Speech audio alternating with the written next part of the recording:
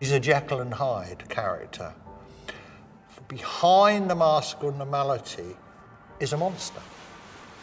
A sick, sadistic killer that not only his own family wouldn't have known about it.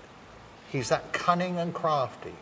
So he can go to church or barbecue on a Sunday afternoon and then make an excuse to go out for an hour and kill and come home as if nothing had happened at all. Have you ever heard of the Green River Killer? If there is any doubt in your mind about the extent to which psychopaths are willing to fulfill their desires, this video will change your mind about it. Gary Ridgway was born like any normal child sometime in February 1949, but nothing was normal about Gary, and before anyone could wake up to the reality of his abnormalcy, it was too late. It was too late for the poor girls he met, too late for every human he made a victim, and too late for the law to right all the wrongs one man can do. Society can finally take a breather from him after his sentencing.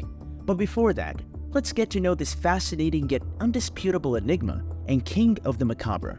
Later, you will be introduced to the weird quirks of a disturbed mind and how a person of low IQ chose to kill to measure up with his siblings' accomplishments. Why did you kill me? A young kindergartner questioned his assailant as life seemed to evade his grasp. He was on the cusp of leaving Earth, and it was only common sense to know why his attacker had done the deed. There had not been a fight or quarrel, and the two were just neighborhood children who had met earlier. One was a teenager, and the other was a kindergartner. The kindergartner dressed up as a cowboy, playing with a stick. He was in a wooded area very close to his home.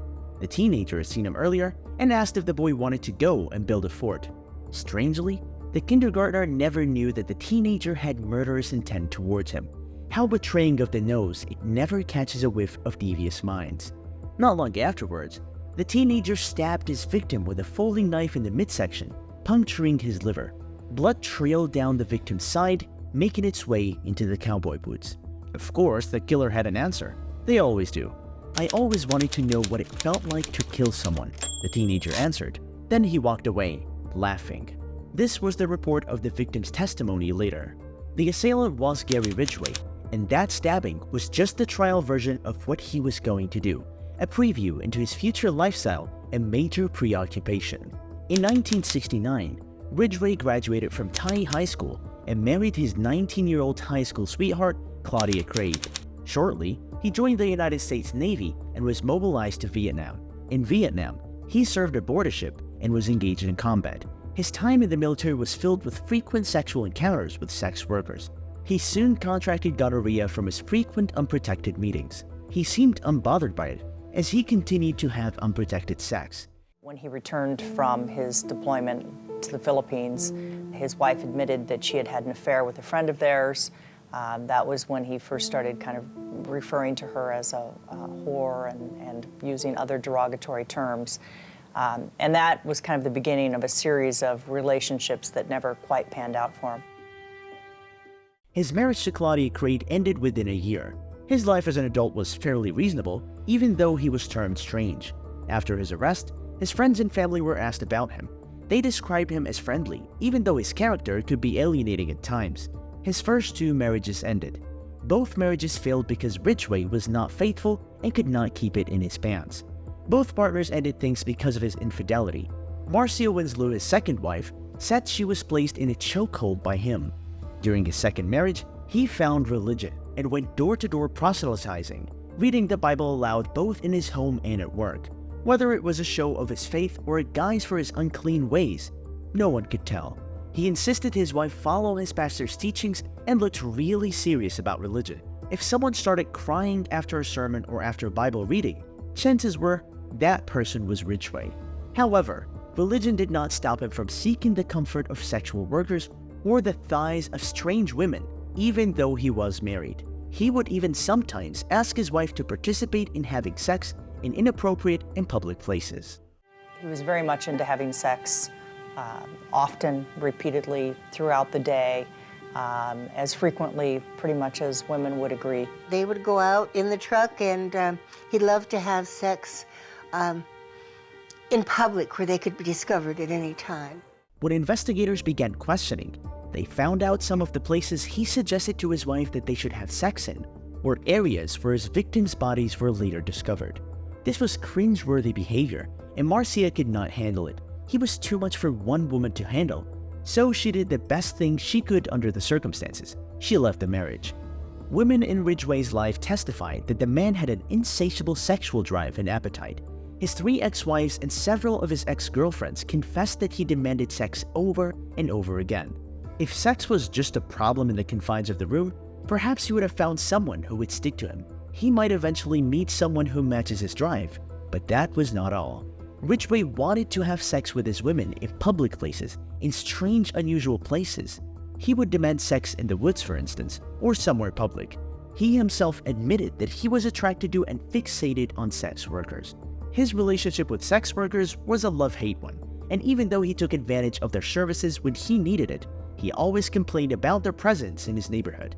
At his plea hearing, a statement was read to the court where Ridgway said that he loathed sex workers and did not want to pay them for sex. Some people believe that Ridgway was finding it hard to choose between his staunch religious beliefs and his lusts. Ridgway has a son with a second wife, Marcia. He was named Matthew Ridgway. Matthew remembers his dad as a soccer-loving dad who was there every step of the way for his child. A regular soccer dad. How ironic. You are a loser, you're a coward, you are nobody, you're an animal. These are relatives of victims of the Green River Killer. May God have mercy on your pathetic soul, because the rest of us who know the truth about you won't. The one thing that I want you to know, I was that daughter at home, waiting for my mom to come home. I don't wish for him to die. I wish for him to have a long, suffering, cruel death. With the background we had discussed, what sort of man do you think Gary Ridgway is? If you think he was an easygoing man with a few murders under his belt, you may be rudely shocked. Gary is ranked as the second most prolific serial killer in United States history, according to confirmed murders. He was convicted of 48 separate murders that had spanned almost 2 decades from the early 1980s to the late 1990s. The timeline of the murders was not clear, and they were put at 1982 to 1998, with the probability that he might have committed another in 2001. Most of Ridgway's targets were alleged to be sex workers and women who find themselves in vulnerable circumstances. Gary Leon Ridgway earned the nickname the Green River Killer because his identity was unknown and his first 5 victims were found dumped in the Green River. The media had to use a name, so they chose that. He killed most of his victims by strangulation. Those he did not strangle, he killed by using some ligature, such as rope, cord, shoelaces, or chain. Anything that goes around a neck. He dumped their bodies in forested and overgrown areas in King County after strangling them.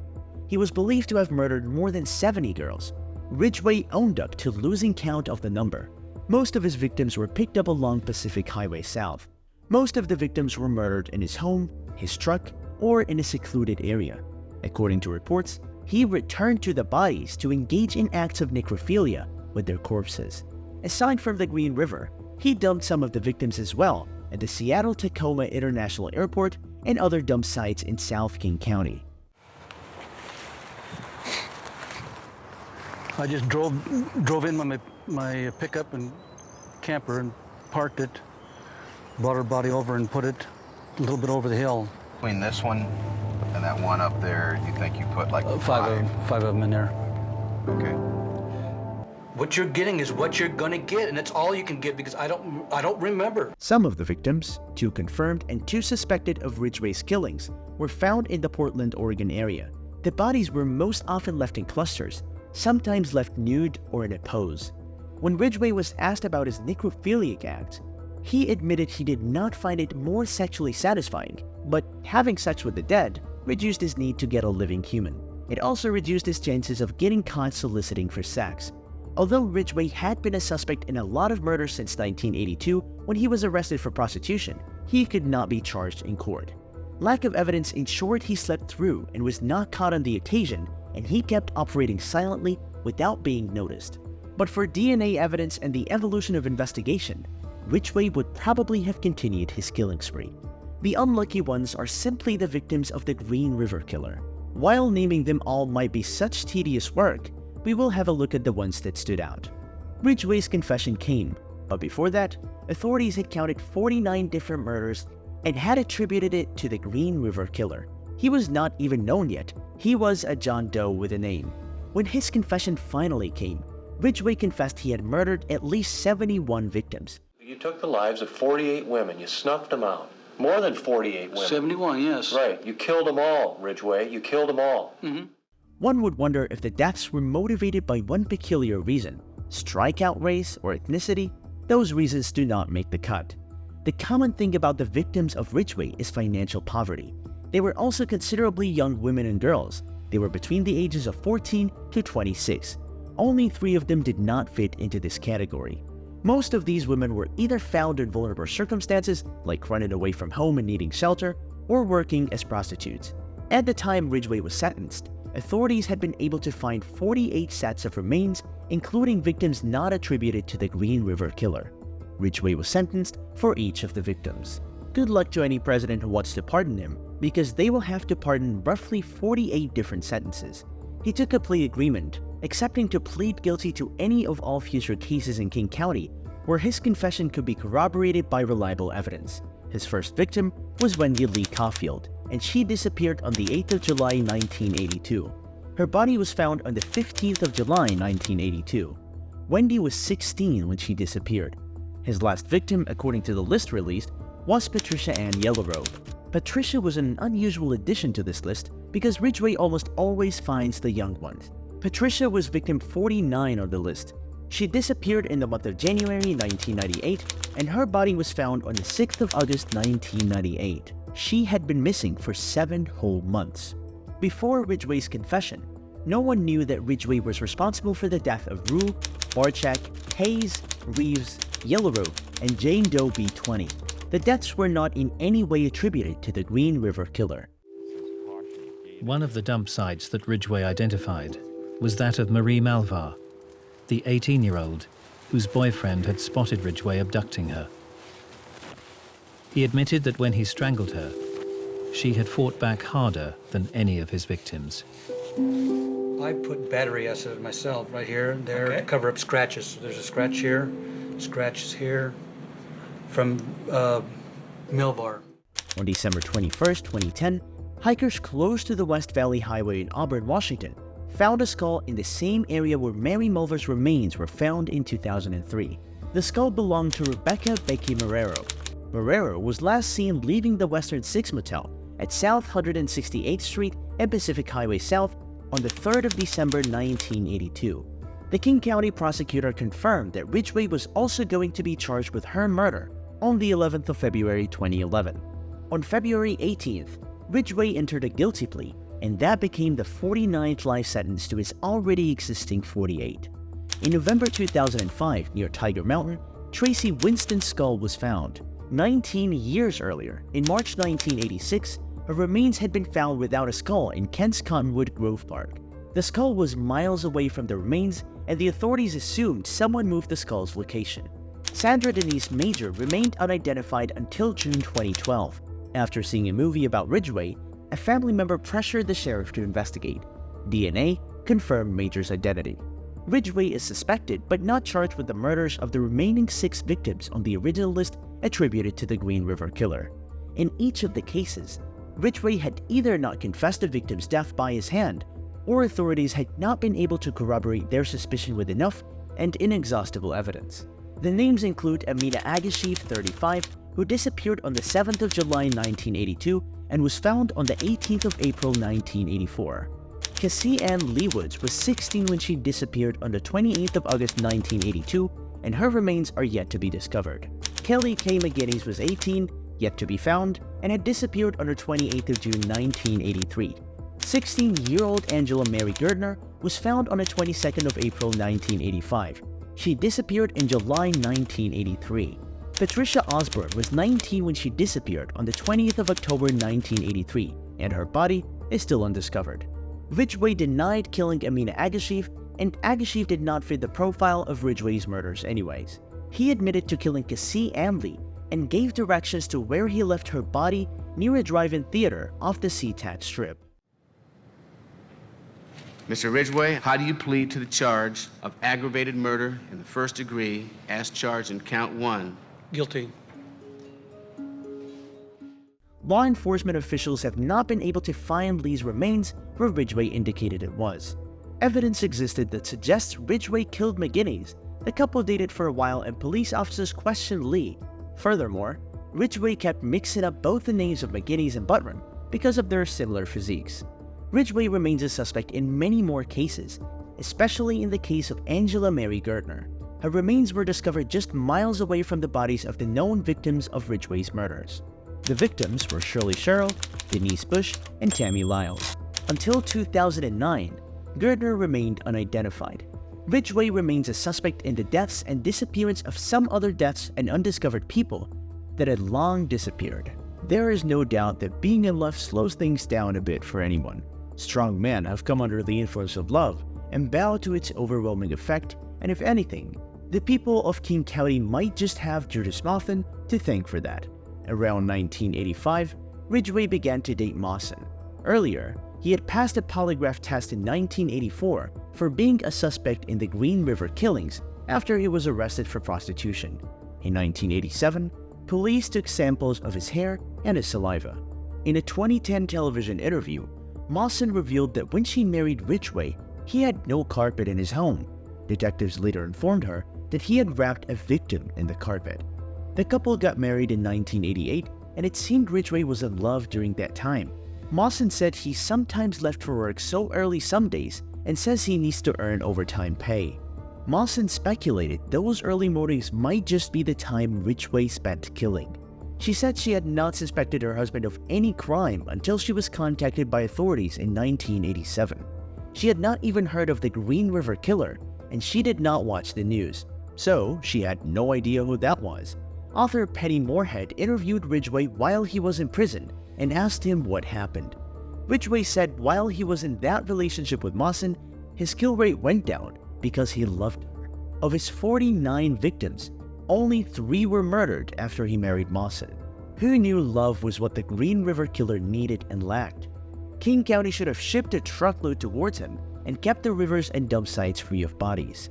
Mawson would later say in an interview with a local television reporter, "I feel I have saved lives by being his wife and making him happy. Mawson deserves a medal and might just need to tell us what sweet loving entails." Gary Ridgway. Yeah. You're under arrest. You have the right to remain silent. 2001. After almost 2 decades of murders, the Green River Killer is finally in custody. The samples collected in 1987 proved useful after they were subjected to DNA profiling, which was the evidence for his arrest. On November 30th, 2001, Ridgway was arrested at the Kenworth Truck Factory, where he worked as a spray painter. He was arrested on suspicion of murdering 4 women near the age of 20. DNA evidence conclusively laid semen left in them, with the saliva swab police had earlier taken from him. It was the end of the road for the Green River Killer. How do you plead to the charge of aggravated murder in the first degree, as charged in count 5? Guilty. Mr. Ridgway, how do you plead to the charge of aggravated murder in the first degree for the death of Marcia Chapman? Guilty. Death of Mary B. Meehan. Guilty. To the charge of aggravated murder in the first degree, as charged in count 48. Guilty. The courtroom was filled with potential combustion. Rows of grieving families sat and hesitantly looked to the judge to see if their soul would find reprieve, and their hearts will know succor at last. King County Superior Court Judge Richard Jones presided over the hearing with dignity and eloquence, which, in a small way, helped purge away the evil Gary Ridgway had inflicted. Before the judge addressed the victims' families and Ridgway, he declared that 48 seconds of silence be used to honor the 48 deceased women. The judge then proceeded to tell the families to release thoughts of hatred and revenge from their hearts to honor their dead departed. He added that they should instead channel their emotions towards loving young women who do not have loving families. He continued his speech by admonishing the families. "I ask you to remember those 48 young women as people who had unexplored dreams, hopes, aspirations, and families that loved them deeply. Hold on to those memories, cherish those memories, and try to abandon the others." He then turned to Ridgway and said, "The remarkable thing about you is your Teflon-coated emotions and complete absence of genuine compassion for the young women you murdered." After this, He ordered Ridgway to turn around and see the faces. Judge Richard Jones added that he hoped his last thoughts of the free world were of the faces before him. He then passed his judgment. On the 18th of December 2003, Gary Ridgway received a life sentence without a chance for release for 48 counts of murder in the Green River serial murder case. He was also sentenced to an additional 10 years for tampering with evidence. Later, he was handed another life sentence when the remains of his 49th victim was located. He is imprisoned at the Washington State Penitentiary, Walla Walla, Washington.